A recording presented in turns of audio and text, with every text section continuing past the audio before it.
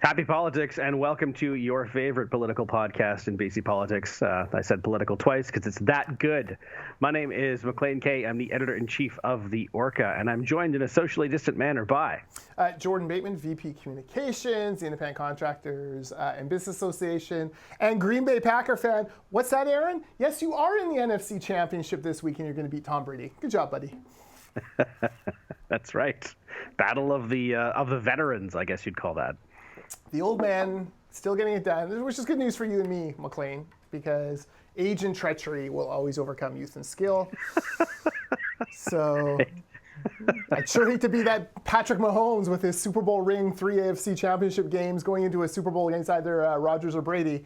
Woo, he'll be quaking in his boots. Just kidding. That's true. Well, yeah, plenty of age and treachery on the Tom Brady side. There we go. A busy day today in BC, and it got even busier this morning. We should briefly touch on a flurry of reports that came out this morning from the Auditor General. Forest roads not being managed well. Oversight of international education programs being handled well. IT asset management not being handled well, which is one of those things that is a report you tend to sort of be like, well, whatever. I mean, we're talking about the Ministry of Finance, the Ministry of Health, and they're not keeping track of their assets, and also they're exposed to cybersecurity attacks. So something to watch on the bureaucracy side. Yeah, a few things come to mind here. First of all, I'm not sure if this is Michael Pickup's first series of reports as Auditor General, but he's still fairly new to the post. He continues in a long tradition of greatly named Auditor Generals. Pickup. He was a good pickup. I think we had a bell ringer at one point. We did. Great names for Auditor Generals. His fashion sense is terrible. If you're watching this on video, that is some kind of shirt to be wearing in your official report. But look, the Auditor General, it's always funny. It was always tough for me as a taxpayer advocate, the Auditor General reports, because they were always chock full of good stuff, and hardly anyone gave a damn about them. It's such... What the Auditor General does is really dig into the excruciating minutia of governing a bureaucracy and looks for things that fall through the cracks. And, Maclean, you and I know that politicians are many things. They are not generally experienced managers of super huge corporations, which is what virtually every ministry, except the Ministry of Health and Addiction, Mental Health and Addictions, which was tiny, but every other ministry is, right? And so these things kind of fall through the cracks. You rely on your deputy minister, your assistant deputy minister, and really these are critiques of, the bureaucracy. Now, sometimes that changes. John Doyle had a series of outrageous reports into what was going on. He was Darryl Plecas before there was Darryl Plecas on the legislature, scandals, things like that. But these are classic Auditor General reports, right? Like forest road management. 99.999999999% of British Columbians have given precisely 0 seconds of thought to how we manage forest roads in the province of British Columbia. But these are important, things economically, for, backwoods tourism, safety, all those different things. So you have an Auditor General do that. The one that caught my eye this morning was the IT asset management one. Nowhere do I have more sympathy for government than any government than when it comes to IT asset management, because it is such a complex file. Government is not designed to handle it. No one wants to invest in it. Everything you do takes twice as long, costs twice as much money than you're expecting. It is almost always a gong show. And, the Auditor General did not disappoint, picking up on many security concerns. But again, it'll be of interest to a few people in British Columbia, but I'm not sure how, let's just say, I don't think we're protesting in the streets on these ones. No, I mean, this is not, even if you read the reports, they're not describing willful negligence. They're describing exactly what you described earlier, which is sort of things that have fallen through the cracks and, something that has not been a priority and that I'm sure will get more attention. But, the being vulnerable to cybersecurity is something that the province should be aware of. And there's no indication that they won't be. They won't take this report and say we need to tighten up. I mean, I can imagine famously detail-aware Health Minister Adrian Dix is keenly aware of this report right now, and that his ministry is one of those fingered, and has probably already made a couple phone calls. Yeah, I suspect you're right. IT is a problem for government for a few reasons. Number one, generally IT investment gets treated as kind of a capital project, right? Like it's a one-off. We're going to invest $300 million into this platform. You know, the BC school system, horrible website is that coordinates all the school records is a great example of this. We're going to invest $300 million. It ends up costing $1.1 billion because that's what software projects do. They always go over budget, and you never quite renders exactly what they wanted. I've thought for a long time that maybe government should get out of the business of, considering it, capital expenditure, those kind of one-off things, and more as an operational budget envelope, where every year you're kind of systematically improving, and perhaps, and maybe this does exist, you worked in government, I did not, but, maybe IT now is so big and privacy is such a concern, maybe you need almost a dedicated IT ministry bureau kind of thing where that crosses all the platforms, all the ministries. Kind of like you have with comms, right? Like, yeah, every minister has their own comms shop, but they all report to one comms guy, right? And he's sitting across the table from the premier every day, or she. So that to me might be where you'd want to go on these. But yeah, it's not great. Like I want my health security, I want my healthcare records properly secured and private and safe from malware and hackers. And from a government accountability point of view, I want government to know how many laptops they own, where they are, who has them, and if they're coming back if that person leaves the position. Those are all pretty low bars for government to get over, and apparently they're tripping on a few of them. Yeah, I mean, you're right. It's something that moves incredibly fast. When I worked in the Prime Minister's office, exactly 20 years ago now, I shared an office with somebody, and there were 3 computers, one for each of us, and one for the internet, because we weren't allowed to use the internet on our work computers. It was not judged to be safe enough or secure enough. I mean, yes, it's 20 years ago, but it's just 20 years ago. And when I worked in the Premier's office, on one of my very last days, I got a note from the person who handled our assets saying, "Can you bring back your iPad?" And I said, I don't have an iPad. Mm-hmm. I've never had an iPad. I've never wanted an iPad. Well, we have you down for having an iPad. Well, that's bad news. I'll ransack my office looking for it. And sure enough, there was an iPad that was underneath, some drawers that I had never turned on or acknowledged and didn't know was there. But it had been sitting there registered as being used by me every day. I'm sorry. I literally never even learned the password. This kind of thing happens all the time because there's a lot of turnover in government, and the people on the top want the new sexy toys, yep. And there's a lot of pressure to give it to them. Yeah, Ginny Sims, famously, gets punted out of cabinet when there were some allegations against her, and she still has her minister's iPad, and all the media were like, "That's your minister's iPad," and it was a big deal, right? Like. The good old days before COVID when we talked about things and could actually see ministers in person. What a wonderful world that is. I do have a funny government iPad story. Let's hear it. So I think it was at the Taxpayers Federation. Yeah, I was. And I bought a Generation 1, like the very first generation of iPad. Someone had bought 2 and I bought one from him. Like, it was hard to track down, but I was like, I'm going to treat myself, new iPad, right? So, we're at some event, I'm, there, and I'm kind of covering it, and Rob Mackay-Dunn, friend of the podcast, friend of everyone on the free enterprise, in the free enterprise movement, Rob, at the time, is working for Shirley Bond, and he's like, he's looking at me kind of across the way, and comes over, and he's like, "Hey, can I show this to Shirley Bond, who I'm working for, because I'd really like to get her onto iPads for all her reports and stuff, because Shirley loves details, and this would be a lot easier for me." Yeah, of course, yeah. So we go over. Shirley's kind of looking at the documents and kind of like, we're showing her how to swipe. And she's kind of poo-pooing it until a picture of, I said, and then you can also store photos. And I went to the photos and the pictures of my kids came up. Well, Shirley, God bless her, the most wonderful grandma you're ever going to meet, right? She lights up like a Christmas tree. She's looking at my kids. She's saying, "Rob, we have to get one of these. We have to get one of these." It was really that sold her on it. And now she can't live without it. So there you go. That's my contribution to government IT. This was we were not planning to talk about government IT for almost 10 minutes. People were like, "What the?" People were like, "Man, this is a slow news week." If they're going into it's a very slow news week. Oh boy, that we should. Okay. Let's get back to the stuff that our audience, what is remaining of our audience, still wants to listen to. They never have this problem on Unspun, like Unspun's tight, focused. They come in with the hot story and then the second hottest story, and then they're out the door in 28 minutes. You and I, we meander. It's true. We need Jody to keep us in line. No, It's just no, it doesn't happen. For us, it's not about the destination, folks. It's about journeying with us That's right. That's right. through the cobwebs of our minds. iPad stories, which Exactly. you're All right. welcome. Let's talk about Kevin Falcon. Can we talk about Kevin Falcon? Yes, let's talk about and I'm presuming you mean the op-ed he wrote in the Vancouver Sun. I want to say over the weekend. Yes.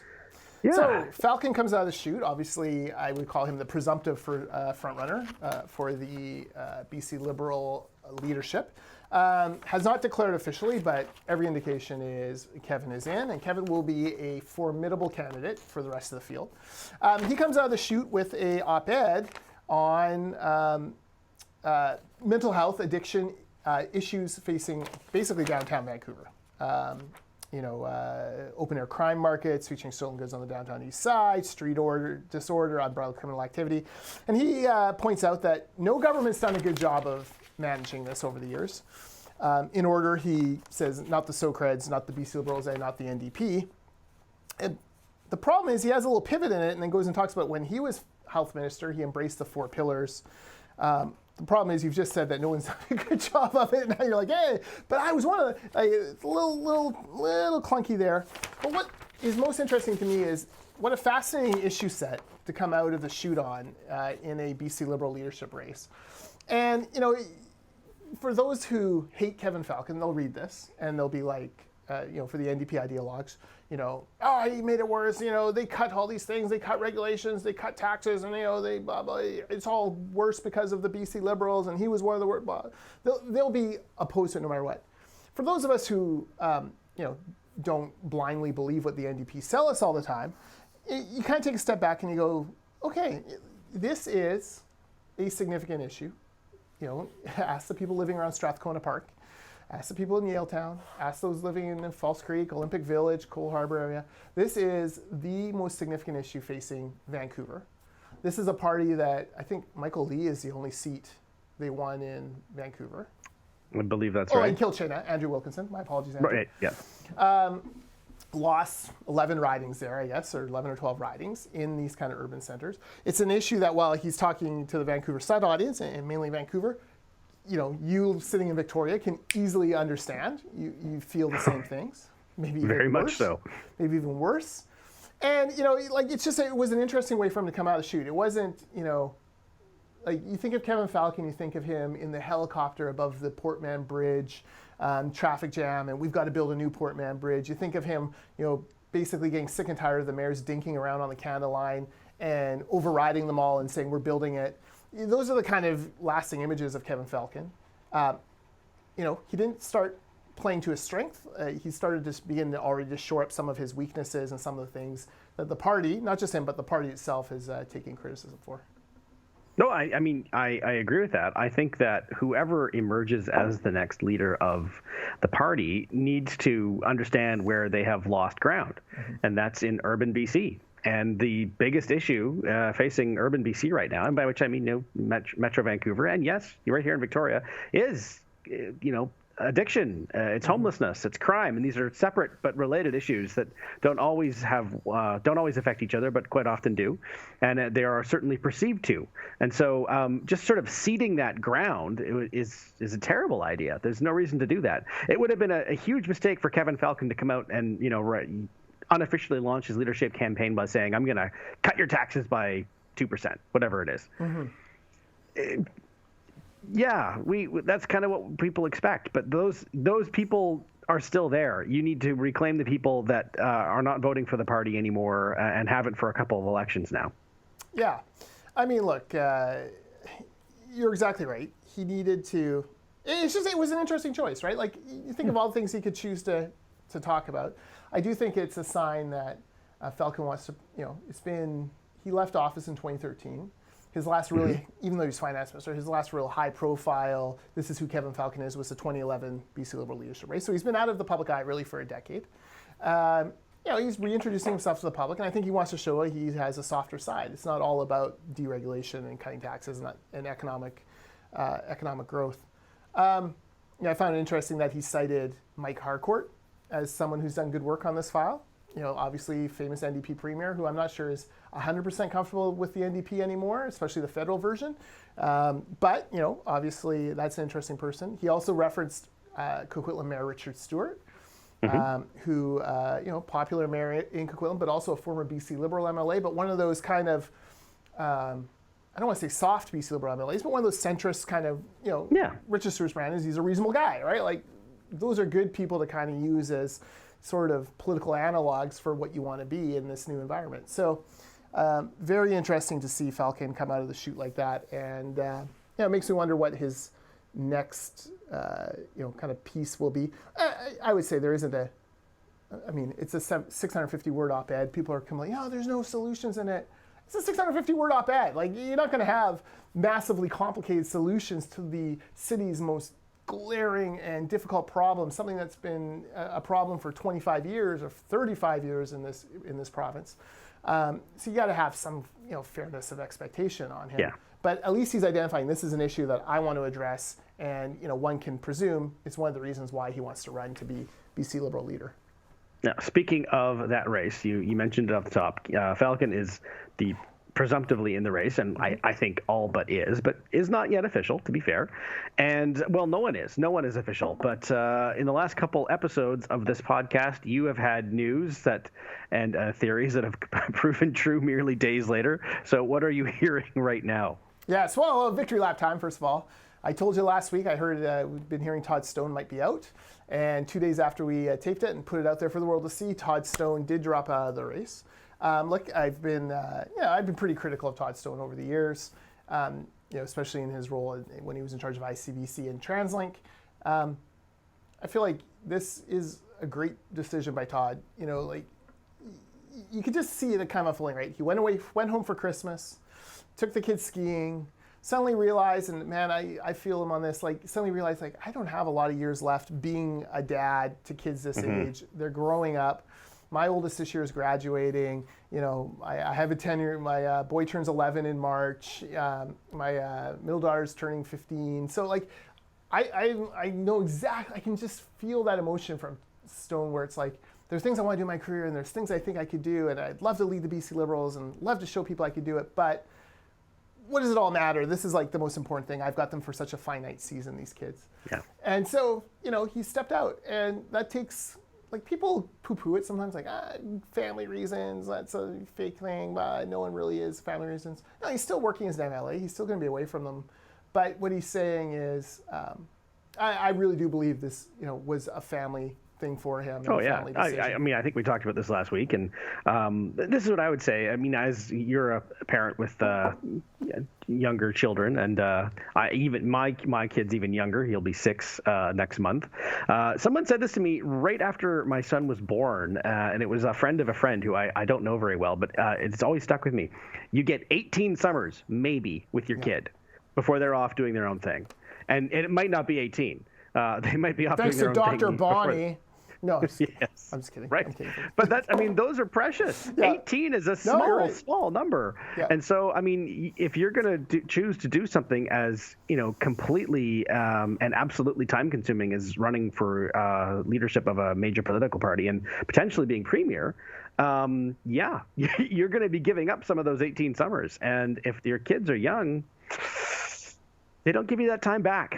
And so, I certainly, again, my son will be 6 in a few weeks, and I sympathize. I couldn't do it. No, and it's a very difficult job, and, kudos to Todd to make this decision. I do, I have heard that, so that leaves Michael Lee. I'm more confident now that he's in. Kevin Falcon, definitely in. We've talked about Gavin Dew. I believe he is fully in this race. I believe that Aaron Gunn, the former Canadian Taxpayers Federation federal research director, and well-known figure in the social media sphere.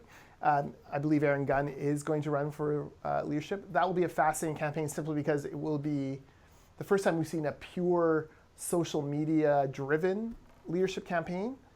It's always been an adjunct, a part of every campaign in the last several cycles. I could walk outside the door here and ask 30 people in my office, have you heard of Aaron Gunn? None of them would say yes. But online, there's a lot of folks who have seen their videos, and if he can rally, if he can turn his social media following of say 50,000 into 30,000 memberships, he's the next leader of the BC Liberals. So that will be interesting to see how that unfolds. And then Ellis Ross, he'd gone quiet before Christmas. He'd come down with John Rustad to raise some money, but my sources tell me that he's still kicking the tires and leaning towards running for the leadership of the BC Liberals. So, and then kind of in that next group, Renee Merrifield's sort of hanging around out there as well. Alexa Liu, I would say, is probably not running, but it's always flattering to be asked and to have people support you. And I don't feel like Jazz Johal is in the race anymore, although... Yeah, haven't heard that name in a little while, actually. No. And Tamara Taggart was never in the race and never contemplated by anyone serious. Least of all her. Mm-hmm. That's we mentioned the column off the top by Kevin Falcon. We should talk about a column that ran on the Orca over the weekend. Rob Shaw writing about the clawback and how the rhetoric and justification for it sounded depressingly familiar. Rob didn't like it when similar arguments were made by the BC Liberal government years before, and he doesn't like them now. Your question, because we talked about this beforehand, is assuming you grant Rob's take on things, when are the BC Liberals allowed to criticize again? When does that, period and timeout end? Yeah, and that was my question. So, reading the piece, Shaw pulls no punches, as he never does. He goes hard after the NDP government for their hypocrisy on this issue. And then, he naturally turns to the opposition, what they're saying, which is in lockstep with Rob's criticisms, but Rob turned on them too and said, you're the last people who should be saying this. You did the same thing, but 4 years ago you were doing the same thing. So that begs the question, when can you turn the corner? It's the question facing Kevin Falcon in his leadership bid. When are you allowed to say, we learned a lesson from that? That was wrong. That was stupid. We shouldn't have done it. I think a lot of BC Liberals are there on the bus clawback issue, for example. That was ridiculous. Why were we nickel and diming the people who were needed the help the most? Let's not do that again. The problem is, when does the press and the public kind of flip the switch and say, okay, that's a fair criticism? Is it when you have a new leader who wasn't at the table when that decision was made and that discussion happened? Is it when you come out with your own issue set? Do you never have that authority again?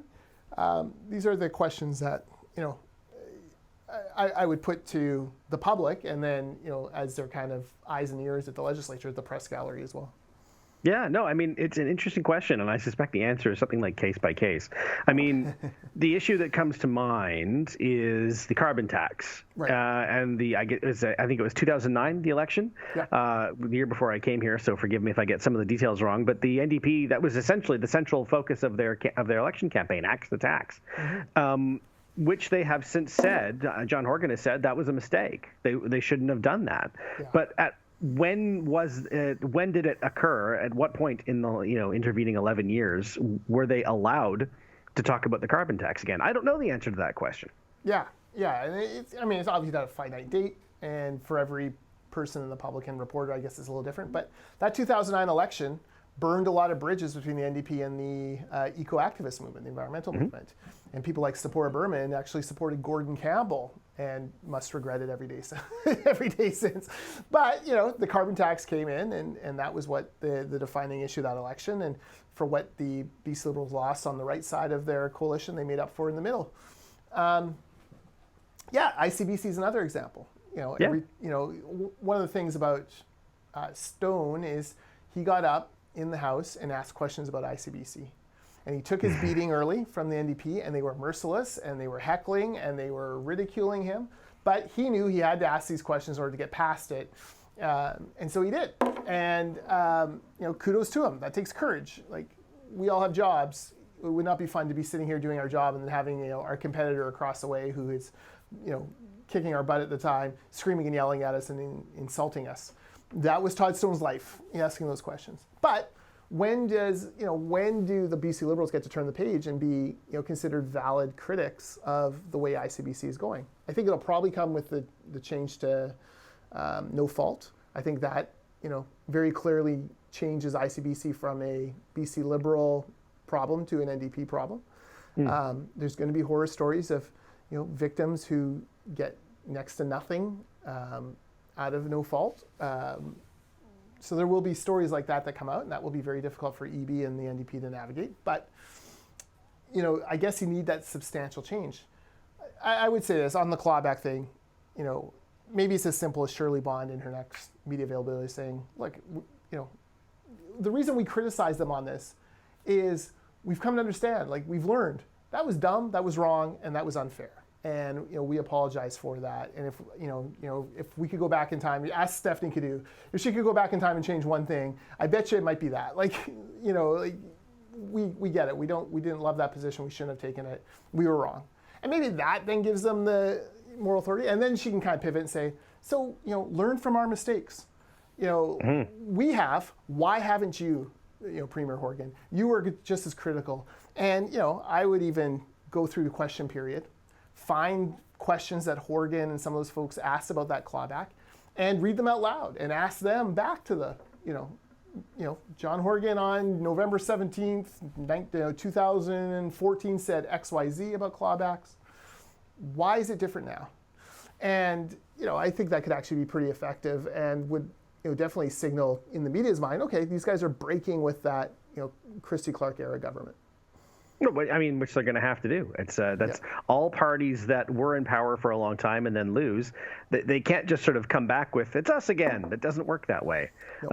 And even if it, for no other reason than people enjoy novelty, but it's more than that. But there's at a certain point they are going to have to come back with some new visions, new ideas, and occasionally that we shouldn't have done. That was a mistake. People react well to that kind of thing. Yeah, and look, it's a sign of growth. We all grow. Barack Obama opposed same-sex marriage. We all grow, right? It's okay. And it's okay to evolve in your thinking. And that should be part of this redefinition, this rebranding, this, hard new look at, what a BC Liberal or what a free enterpriser or what a SoCred, what a center-right voter in British Columbia is. The challenges we have today are very, very, very different than the challenges we even had 5 years ago. Massive deficit spending, an economy that's crippled, a vaccine rollout that's failing, a public health crisis, a generation of elders lost.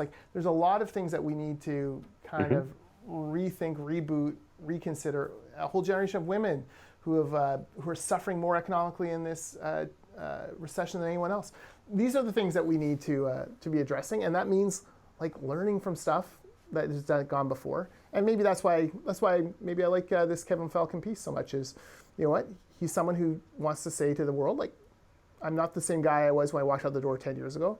The world's not the same world as it was when I walked out the door 10 years ago. I've learned, and let's apply that learning together. Yeah, no, I agree. And your answer sounds a lot like John Horgan when he's talking about the carbon tax. That was a mistake, and we've learned that it was. We wouldn't do that again, knowing what we know now. And the issue's gone away. No one attacks them for that anymore. Carol James retired. No one mentioned her, ill thought out, very non-visionary attacks on the carbon tax, and she led the Axe the Tax campaign. It's true. We should talk about the other big issue that's happening in Ottawa. Well, there's a few. Yes. But the big one that dominated social media yesterday and over the weekend was the beginning of the end for Ontario MP Derek Sloan. He's going to be. Aaron O'Toole wants to start the process to remove him from caucus. First of all, I didn't realize there was a process. I thought he could just do it, but he's doing Michael it Chong. the formal way. Yeah. What's that? That was a Michael Chong legislation that changed that. Ah, there you go. That's right. I had quite forgotten, obviously. Anyway, the issue is that Sloan has taken a donation from I guess a known white nationalist, and I don't know anything about this individual other than how he's been described, and it doesn't sound like I would care to.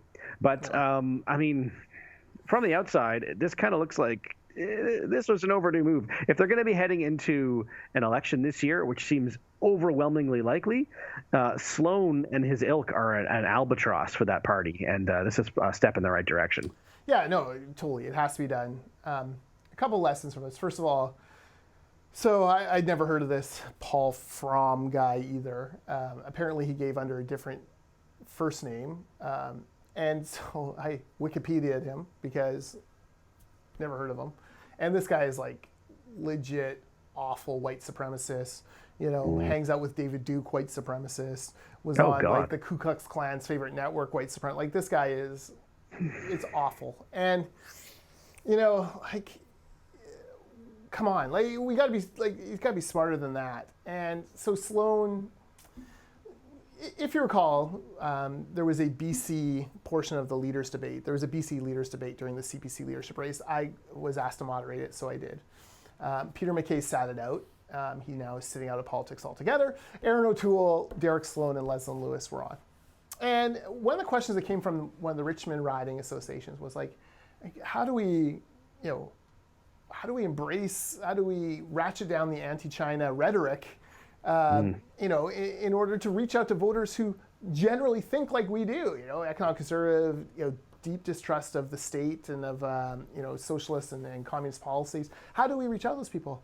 And I just remember Derek Sloan's answer just was like, it was not good. Like it was exactly, it was obviously a problem. And O'Toole, Lewis, me, none of us liked it, and but that they debated him on some points of it, and off they went.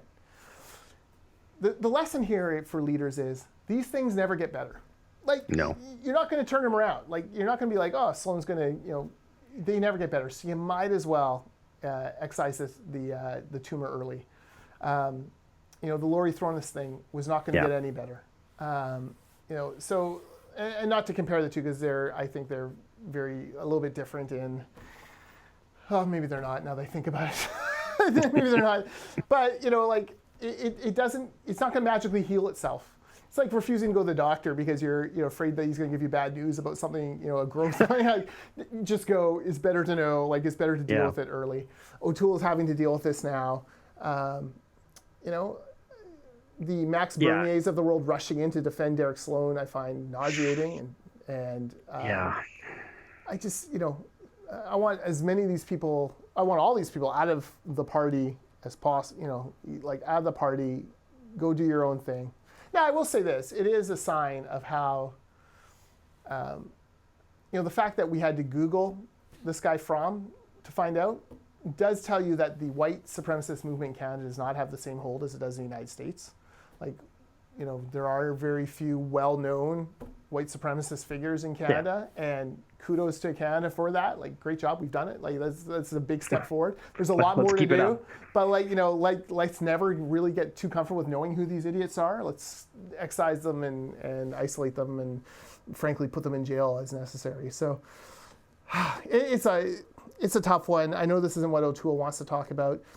Brad Zubik had a tweet a little bit about the whataboutism that immediately jumps on, like, well, what about this person? What about that person? What about this person? What about this sin? What about that sin? Like, people saying other people should be thrown out.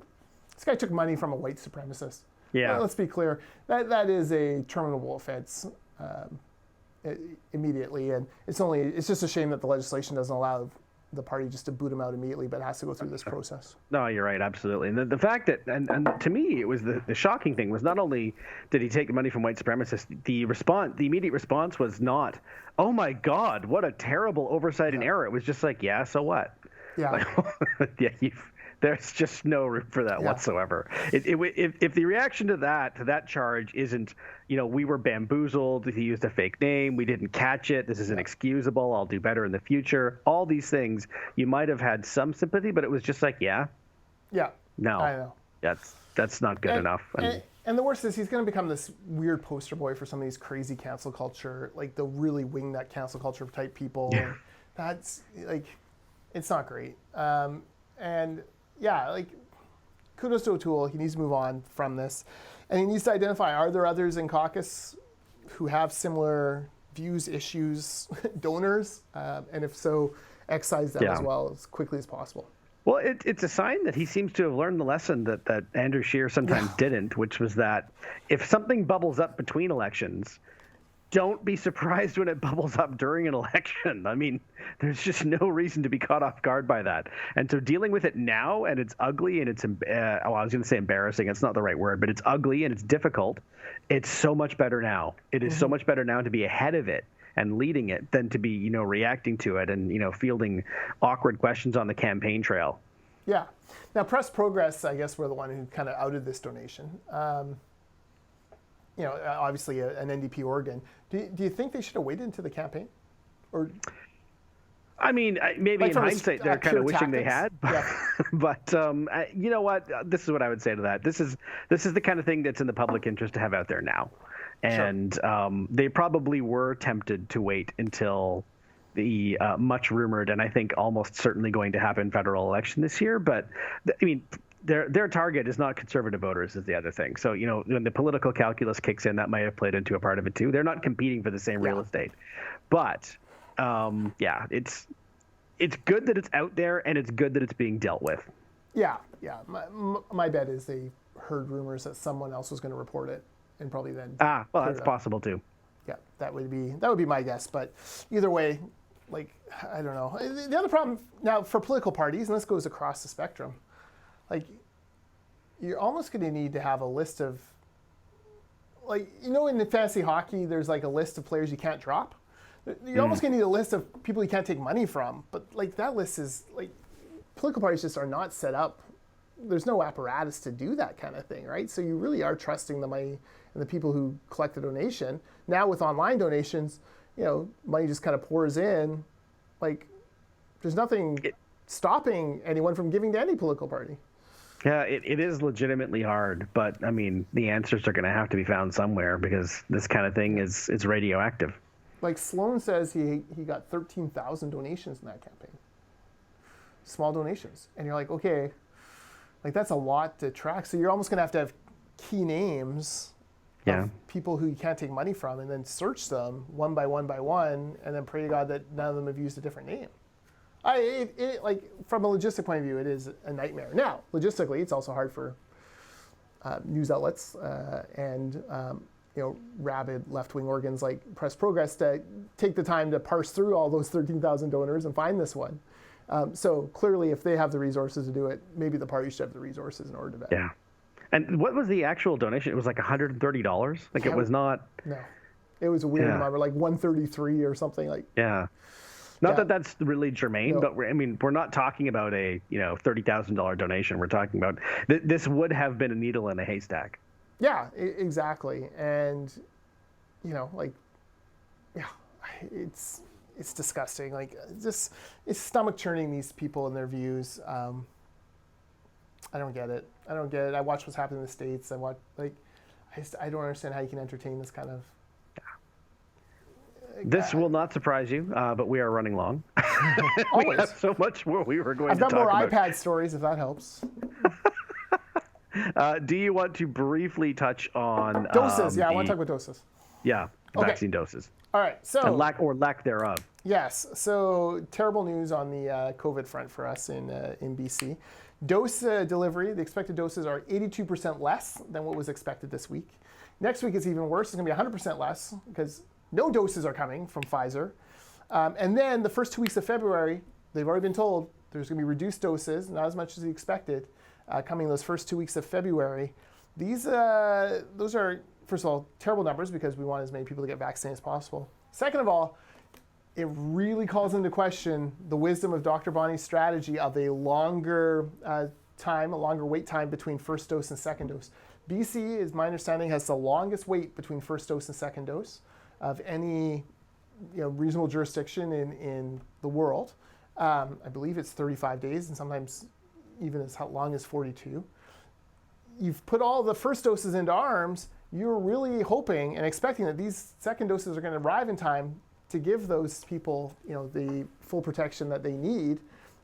If you don't, you've just wasted that first dose. So this is where you wish that maybe they'd stuck a little bit closer to the regular timeline and made sure they were turning around. I think some jurisdictions like 14, 21, 28 days is sort of the norm.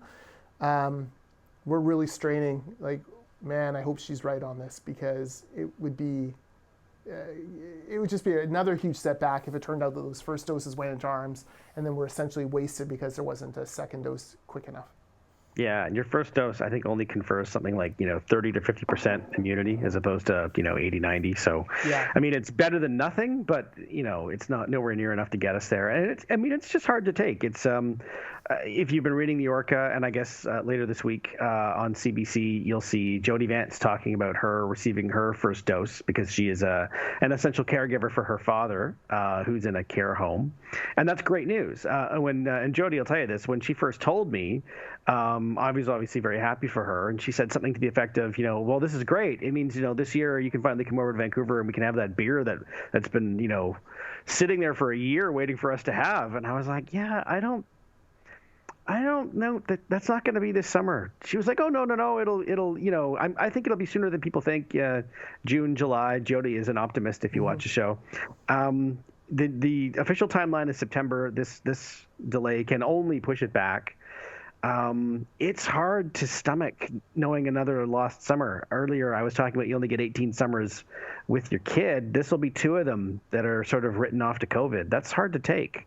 That's more than 10% of them forever. And so, yeah, it's not Dr. Henry's fault that the vaccines aren't coming in. She was expecting, they would be delivered as scheduled, and that's not happening, and that's unfortunate. But for those of us who are, at the back of the line, because we're lucky and healthy and not in risk groups, and those are all good things.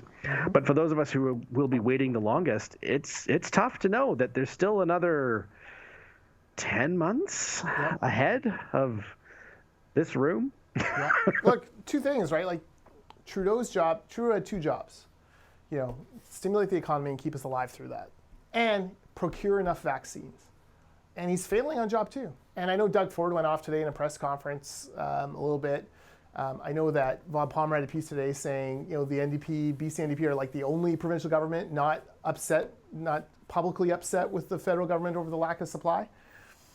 The Trudeau government is letting us down right now. Like, they had one job, get as much vaccine as possible here as quickly as possible. And it's very clear that we are being pushed way down the list. Israel's still getting theirs. America pushed back, they're getting theirs. And it's Canada who isn't. And, we had months to prepare for this. We should have known. Not good enough. Do you think this possibly puts a dent in early election plans this year? I think it depends on how the public reacts, which, when I've watching some of the coverage, when CBC reporters are starting to kind of pause and say, whoa, you said that we were going to get, it would only be down 75%, it's actually going to be down 100%. When they're starting to point out like the mistruths coming out of Ottawa, that leads me to believe that perhaps the public will be a little bit upset about this. Look, next week there's going to be a whole bunch of press conferences where Dr. Bonnie and other health officials across Canada get up and say, today we vaccinated 0 people. Yeah. And that will anger people, especially when you look south and you're like, as bad as Washington State is, they're now having anyone over the age of 40, I believe, age 45 can go get a vaccine now. There's drive-in places to do it. Their supplies run short, but they get them again quickly. Canada needs to do better on this, and right now we're not. My understanding as well is like Moderna, offered up another 8 million doses or something. Canada said no to that. Don't say no to any doses ever. Just get them all. We can always give them away to other countries at the end. Like, just get as many as you can, as quickly as you can. That really is your one job. Well, it sounds as though we have many more months of being socially distant to look forward to, and you have many more instances of getting to see my living room, you who are watching on YouTube. But until then, I guess enough. We're reaching into the 45-minute mark yet again, and we still have stuff on the table to talk about next week. Any final words, Jordan? No, just apologies, and thank you to everyone who put up with the iPad talk at the beginning to get through to this point. If you're still here. You're the true heroes. That's right. And go Packers, go. Yeah, obviously, go Pack, go. All right. Until then, he's Jordan Bateman. I'm Maclean K. These are my unfashionable headsets, and happy politics.